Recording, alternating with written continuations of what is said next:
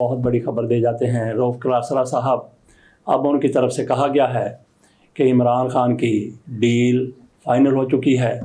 इसहाक डार साहब की तरफ से कहा गया, पाकिस्तान के माशाल्लाह से वज़ीर ख़ारजा हैं, बड़ी कोशिश की, वो अपने आप को पैदाइशी अपना हक समझते हैं। बिस्मिल्लाहिर्रहमानिर्रहीम। रऊफ क्लासरा की तरफ से कभी कभी बड़ी अहम खबरें सामने आती हैं, बेखबरी में बहुत बड़ी खबर दे जाते हैं रऊफ क्लासरा साहब। अब उनकी तरफ से कहा गया है कि इमरान खान की डील फाइनल हो चुकी है, सऊदी अरब दरमियान में है और सऊदी अरब का तैयारा तैयार है इमरान खान को ले जाने के लिए। ये रऊफ क्लासरा साहब की तरफ से कहा गया है। साले जाफ़र भी इसी तरह से दूर की कोड़ी लाया करते थे, अब तक भी दूर की कोड़ी भी लाते हैं और दूर का कोड़ा भी लाते हैं।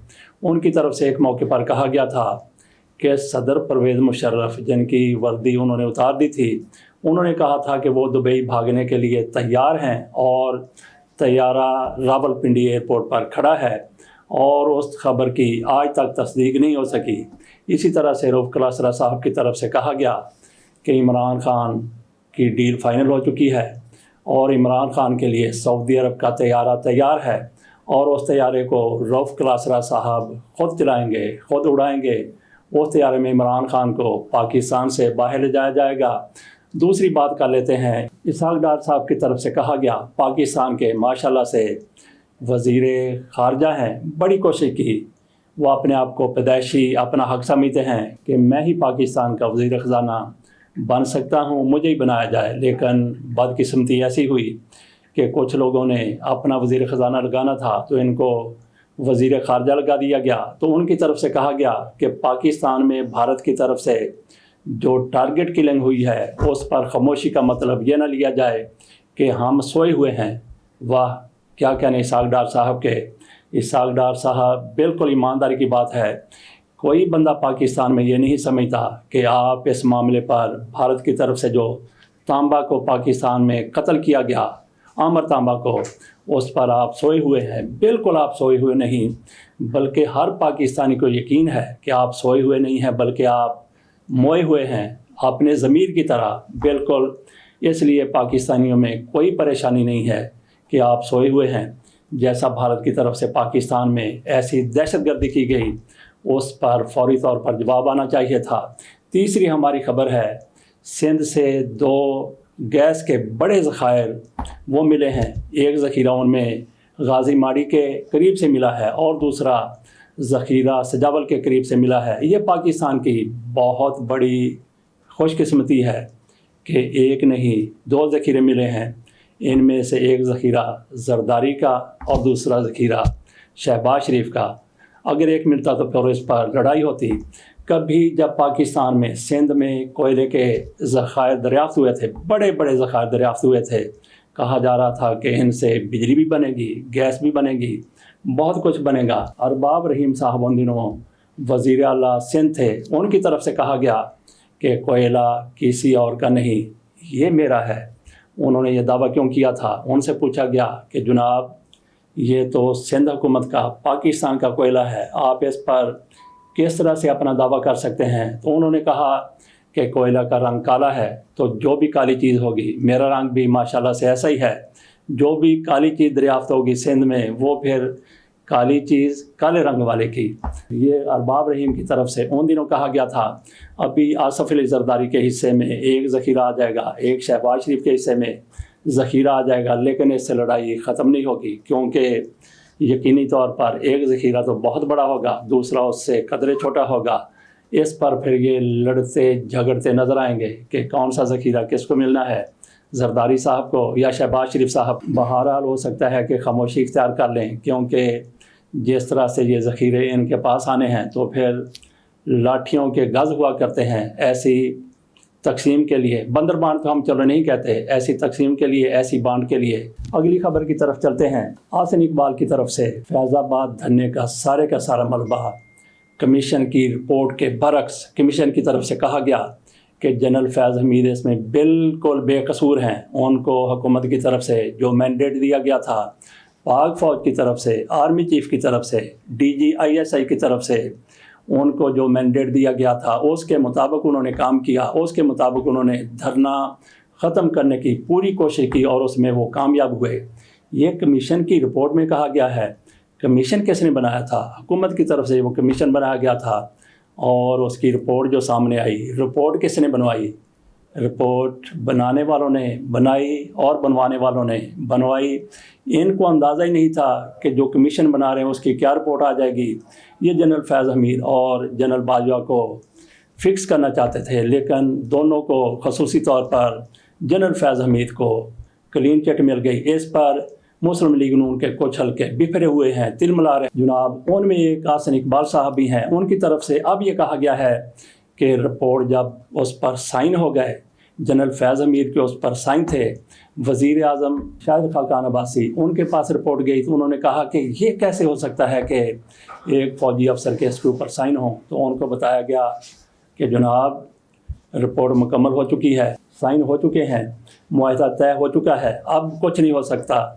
گویا حسن اقبال صاحب کہتے ہیں کہ وزیر اعظم صاحب وہ بالکل ڈمی تھے۔ اس پر شاہد خاقان عباسی کی طرف سے کل ہی کہا گیا کہ اس سارے معاملے کا میں ذمہ دار ہوں، میری موجودگی میں اور میرے علم میں ہر چیز تھی۔ وہ کہتے ہیں کہ میرے علم میں ہر چیز تھی تو اس کا ذمہ دار میں ہوں، لیکن حسن اقبال صاحب صرف اور صرف کس کے کہنے پر؟ حسن اقبال کے کان کس نے مروڑے ہیں کہ یہ بھاگنے نہ پائے، بچ نہ پائے جنرل فیض حمید؟ تو حسن اقبال کے کان کس طرف سے مروڑے گئے ہیں کہ ان کی طرف سے یہ ایسا بیان آ گیا کہ شاید خاقان عباسی کو پتہ ہی نہیں تھا کہ معاہدہ ہونے جا رہا ہے، کیا معاہدہ ہونے جا رہا ہے۔ ان کو بعد میں بتایا گیا تو وہ خاموش ہو گئے۔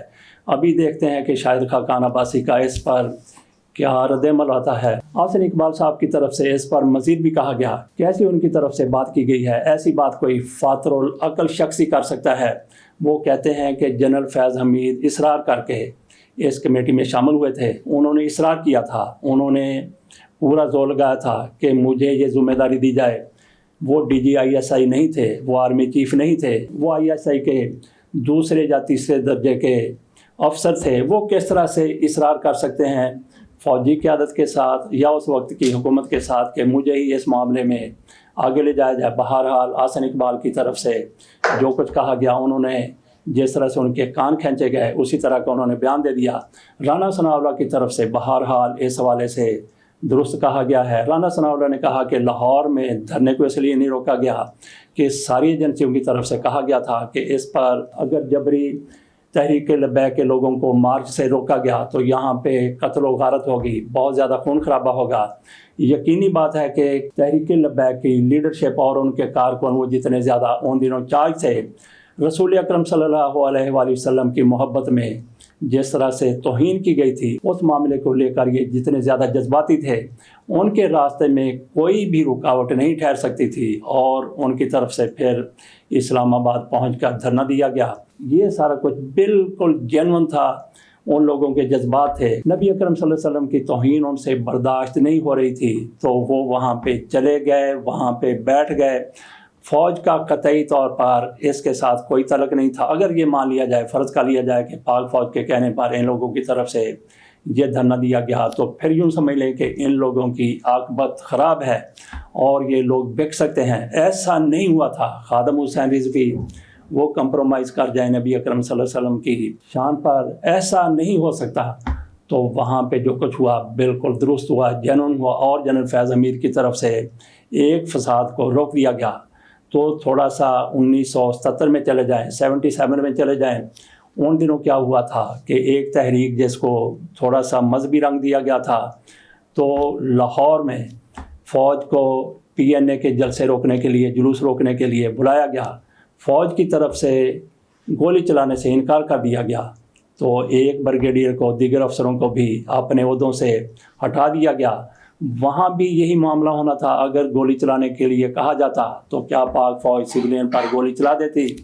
اس وقت تو نہ چلاتی، لیکن آج صورتحال بدل چکی ہے۔ آج ہو سکتا ہے کہ پاک فوج کو گولی چلانے کا آرڈر دیا جائے تو وہ گولی چلا بھی دے۔ آخر میں مختصر سی 2 خبروں پر بات کرتے ہیں۔ ایک تو آصف علی زرداری کی طرف سے کہا گیا ہے، انہوں نے پارلیمنٹ میں مشترکہ اجلاس سے خطاب کیا تو ان کو بولنے نہیں دیا جا رہا تھا۔ آصف علی زرداری ان کی 10%، 100% اور ان کا جو کچھ وتیرہ رہا اس پر پارلیمنٹ کے اندر نعرے بازی ہوتی رہی، شور شرابہ ہوتا رہا، ان کو چور تک کہا گیا۔ اس موقع پر آصف علی زرداری کی طرف سے کہا گیا کہ ہمارے پاس وقت بہت کم ہے، تو زرداری صاحب کے ساتھ کیا کرنے کے لیے وقت کم ہے؟ 5 سال کیا اپنے خزانے بھرنے کے لیے وقت کم ہوتا ہے؟ بہرحال آصف علی زرداری صاحب کو 5 سال کسی کی اینٹ سینٹ بجانے کے لیے اور اپنے خزانے بھرنے کے لیے، ٹیٹیاں لگانے کے لیے 5 سال ان کو کم نظر آتے ہیں۔ اور ان کے پتر بلاول بھٹو زرداری کی طرف سے کہا گیا ہے، بلکہ اعتراض کیا گیا ہے کہ